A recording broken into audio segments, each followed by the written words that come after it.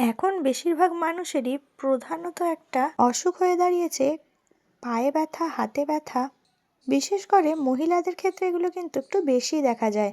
হাতের গাঁটে ব্যথা, পায়ে ব্যথা, আঙুলে ব্যথা, যার কারণে অনেক রকমের অসুবিধা হয় আর মানুষজন কিন্তু কাজকর্ম ঠিকঠাকভাবে করতে পারে না।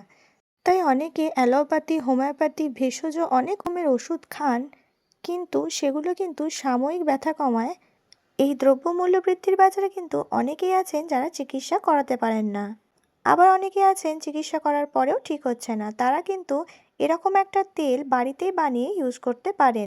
খুব একটা খরচও হবে না, অথচ রিলিফও পাবেন। এটা আমার ঠাকুমার তৈরি একটা তেল। সর্ষের তেলকে গরম করে তার মধ্যে কালো জিরে গুঁড়ো, থেতো করা আদা, রসুন দিয়ে ভালোভাবে ফুটিয়ে নিলাম, যাতে আদা রসুনের সমস্ত গুণাগুণ ওই তেলের মধ্যে চলে যায়।